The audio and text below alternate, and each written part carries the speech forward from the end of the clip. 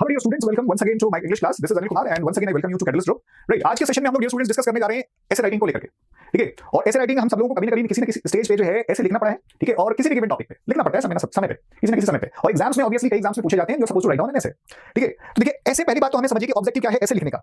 तो objective basically क्या है? आपकी नॉलेज को चेक करने का। ऐसे क्या है? ऐसे के माध्यम से हम अपनी नॉलेज को किसी गिवन टॉपिक पे एक्सप्रेस करते हैं, अपने आइडियाज को शेयर करते हैं, ठीक है। अब ये क्वेश्चन उठता है कि ऐसे एक अच्छा ऐसे लिखने के लिए क्या चीजें करना जरूरी है, ठीक है। तो क्या ऐसे अच्छा लिखने के लिए देखिए दो चार चीजें तो बहुत ही मस्ट है। पहली बात जो है उसमें से एक है कि आपके पास नॉलेज जरूर होना चाहिए उस पर्टिकुलर टॉपिक पे। अगर आपका जितना बढ़िया नॉलेज होगा उस टॉपिक पे उतना बढ़िया ऐसे लिख पाएंगे। दूसरी चीज कि अब वो नॉलेज कहां से आएगा? तो नॉलेज गेन करने के बहुत तरीके हैं, उसमें से किताबें पढ़ना होता है, मैगजीन्स, न्यूज़पेपर्स, दूसरे को सुनना, फिर सोचना, ये सब चीजें कंबाइन होती हैं तब जा करके। और एक और जो सबसे नॉट ठीक है लास्ट बट लीस्ट कांस्टेंट आपकी प्रैक्टिस। ये राइटिंग ऐसे राइटिंग एक बढ़िया ऐसे लिखना भी एक कला है, एक आर्ट है। आपको बहुत नॉलेज हो लेकिन अगर आपने प्रैक्टिस नहीं किया तो लिखना पाना जो है बढ़िया ऐसे बड़ा मुश्किल हो जाता है, ठीक है। तो ये सब चीजें आपको नॉलेज के साथ, अनुभव के साथ जो है आपको ज्यादा से ज्यादा प्रैक्टिस करना पड़ेगा अच्छा ऐसे लिखने के लिए, ठीक है। तो सबसे पहले हम लोग समझते हैं कि भाई ये तो समझ लिया कि भाई ऐसे राइटिंग लिखने के लिए क्या क्या चीजें जरूरी है। तो हमने कहा नॉलेज जरूरी है। नॉलेज कहां से मिलेगा? तो आपको अच्छी किताबें पढ़नी पड़ेगी, न्यूज़पेपर पढ़ना पड़ेगा, मैगजीन पढ़नी पड़ेगी, लोगों को सुनना पड़ेगा, खुद सोचना पड़ेगा, फिर आपको प्रैक्टिस करनी पड़ेगी लिखने की। ये सब चीजें करेंगे तो जाकर के फिर आपको एक बढ़िया आप ऐसे स्टेज में पहुंच सकते हैं जहां पे आप बढ़िया कैसे लिख सकते हैं, ठीक है। अब देखिए लेकिन उसमें क्या है कि कुछ सर्टेन फॉर्मेट होता है ऐसे राइटिंग का जो कि आपको ध्यान में रखना है। देखिए ऐसे को हम जो है ना तीन मेजर जो है सेक्शन में डिवाइड करते हैं। एक तो उसका इंट्रोडक्टरी पार्ट होता है, ठीक है, इंट्रोडक्टरी वाला पार्ट होता है, इंट्रोडक्शन वाला पार्ट होता है। ये पूरे पैसेज के पूरे ऐसे के करीब 20% में आता है। यानी अगर ये मान के चलिए कि अगर 100 वर्ड्स हैं तो 20 वर्ड्स आपके जो है वो इंट्रोडक्शन में होने चाहिए।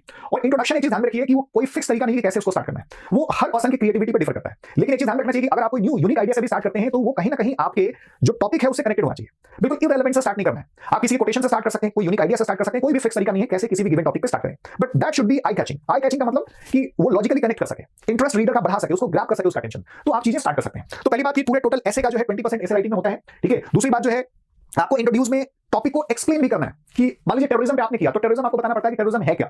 तो वो आपको इंट्रोडक्टरी पार्ट में ही ये चीजें करना है। उसके बाद जो है डियर स्टूडेंट्स आपका दूसरा पार्ट आता है जिसको हम लोग बोलते हैं main body of the essay.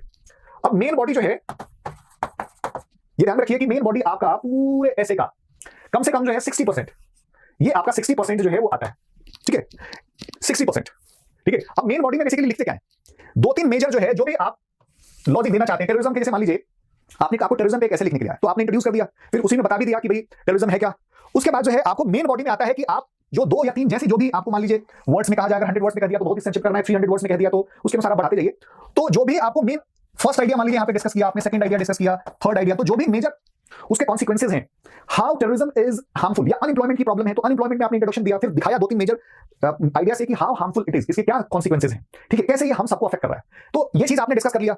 उसके बाद जो है कुछ लोग आप उसको सपोर्ट करने के लिए स्टैटिस्टिक्स दे सकते हैं, डेटा दे सकते हैं, कहीं किसी को कोट भी कर सकते हैं, उसमें अपना भी कुछ आप पॉइंट ऑफ व्यू ऐड कर सकते हैं। तो आपने ये मान लीजिए मेन बॉडी में 3 दे दिया, फिर 4th दे दिया, तो 3-4 जैसे लेंथ है आपके ऐसे की उसके अनुसार आपने ऐड कर दिया, ठीक है। एक चीज आपको ध्यान रखना है ऐसे में कि बहुत एक्सट्रीम सेंटेंसेस यूज नहीं करना। एक्सट्रीम सेंटेंसेस का मतलब किसी कम्युनिटी के खिलाफ कोई बात एक्सट्रीम नहीं लिखनी है, किसी कास्ट के बारे में, किसी दूसरे, अगर आप कुछ लोग क्या सोचते हैं किसी दूसरे कंट्री या समुदाय के खिलाफ ज्यादा लिख दो तो बहुत ही आपको अच्छा माना जाएगा। तो बिल्कुल आपके जो भी सेंटेंसेस होंगे वो इंडिया के कॉन्स्टिट्यूशन को ध्यान में रखते हुए वो उसी के अंडर में होने चाहिए। आप अगर एक्सट्रीम सेंटेंसेस का यूज करते हैं तो that is considered to be, ठीक है, एब्सोल्युटली अनटॉलरेबल, ठीक है, एंड उसके अनुसार आपके मार्क्स बहुत डिडक्ट होते हैं तेजी से, ठीक है, ज्यादा मार्क्स डिडक्ट होते हैं। तो ये चीजें नहीं करना है। दूसरी बात कि एक पैसेज में मेन आइडिया डिस्कस कर दिया, फिर दूसरे में करना है, फिर तीसरे में करना है, चौथे में करना है, तो आपको आइडिया जैसे ही डिस्कस करते जाना है, ठीक है। उसके बाद जब आपने डिस्कस कर दिया तो लास्ट में जो है आपका क्या होगा? कंक्लूजन वाला पार्ट होता है। और कंक्लूजन में डियर स्टूडेंट्स एक चीज ध्यान में रखना है कि कंक्लूजन पहली बात तो ये अराउंड 20% होगा। और 20% का मतलब 2-4% इधर उधर हो जाए तो उसमें कोई दिक्कत नहीं है, 20%। तो 20% में क्या करना है कि जो भी मेन बॉडी में मेन आइडियाज लिखा है वो आपको कंक्लूजन में रखना है। जैसे हम लोग रिवाइज करते हैं ना तो मेन पॉइंट्स करते हैं वो आपको राइट डाउन करना है, जिससे कि मान लीजिए पढ़ते मान लीजिए रीडर भूल जाए तो अंत में उसको सभी चीजों को सम अप कर सके, ठीक है। दूसरी चीज जब भी आप एंड करें तो किसी कोटेशन से कर सकते हैं या अपने कोई ठीक है अपने कोई आइडिया से डिस्कस करते हैं जो आपके गिवन टॉपिक से कनेक्टेड होना चाहिए, आउट ऑफ द प्लेस नहीं होना चाहिए, ठीक है। आप जो है ठीक है ये भी अच्छा, एक चीज और आपको ध्यान रखना है कि बहुत ही पेसिमिस्टिक कंक्लूजन नहीं देना है। कितना भी पेसिमिस्टिक आपका टॉपिक हो, आप नहीं कह सकते करप्शन मान लीजिए मुद्दा मिल गया तो आप नहीं कह सकते कि दुनिया से करप्शन जा ही नहीं सकता, देश नहीं जा सकता, बहुत स्थिति खराब है, ये चीज नहीं करनी चाहिए। Of course the situation is very serious, लेकिन बहुत ज्यादा नेगेटिव जो है कंक्लूजन नहीं देना है। आपको ये कहना है कि हाँ सिचुएशन बड़ी स्थिति खराब हो रही है लेकिन गवर्नमेंट ने कुछ कदम भी उठाए हैं और हमें और कदम उठाने की जरूरत है। As a society, civil society को आगे आने की जरूरत है और जो भी मेजर्स लिए गए हैं उनके माध्यम से काफी कंट्रोल किया जा सकता है और भी बहुत कुछ करने की जरूरत है। तो ये चीज ध्यान रखना है कि कितना भी पेसिमिस्टिक टॉपिक हो, आपका जो कंक्लूजन है वो ऑप्टिमिस्टिक ही एंड होना चाहिए, पेसिमिस्टिक नहीं होना चाहिए, ठीक है। ह्यूमन बीइंग ने बहुत सी समस्याओं को ओवरकम किया है तो ऐसा नहीं है कि मतलब हर समस्या का अंत नहीं हो सकता, ठीक है। That is a continuous process and we must maintain it, ठीक है। तो डियर स्टूडेंट्स, मैंने बता दिया कि भाई ऐसे राइटिंग के लिए आपको क्या क्या चीजें चाहिए, क्या उसका फॉर्मेट होता है। 20% आपका जो है इंट्रोडक्टरी पार्ट होता है, रिमेनिंग 60% में आपका मेन बॉडी होता है, और कंक्लूजन में जो है आपको मेन बातें जो है जो आपने लिखा है उसको दोहरा देना है। ठीक है, राइट। अच्छा, अब जो है जैसे मैंने बताया कि आप जितना प्रैक्टिस करेंगे उतना आपके लिए बेनिफिशियल होगा। कोई भी ये मोटी मोटी चीजें मैंने बता दी, मेजर चीजें बता दी, बस इस चीज का ध्यान रखिए।